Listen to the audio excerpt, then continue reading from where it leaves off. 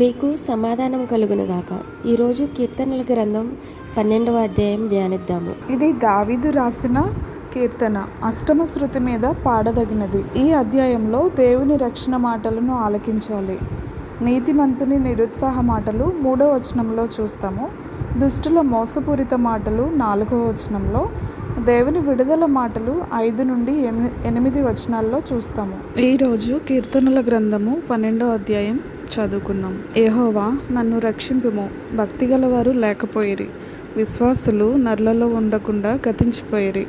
అందరూ ఒకరితోనొకరు అబద్ధములాడుదురు, మోసకరమైన మనసు గలవారై ఇచ్చకములాడు పెదవులతో పలుకుదురు. యెహోవా ఇచ్చకములాడు పెదవులన్నిటినీ, బెంకములాడు నాలుకలన్నిటినీ కోసివేయును.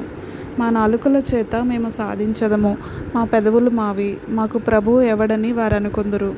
బాధపడు వారికి చేయబడిన బలాత్కారమును బట్టి, దరిద్రుల నిట్టూర్పులను బట్టి నేనిప్పుడే లేచెదను. రక్షణను కోరుకొని వారికి నేను రక్షణ కలుగజేసేదను అని యెహోవా సెలవిచ్చుచున్నాడు.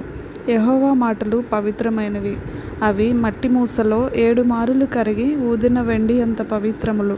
యెహోవా, నీవు దరిద్రులను కాపాడెదవు, ఈ తరము వారి చేతుల్లో నుండి వారిని నిత్యము రక్షించెదవు.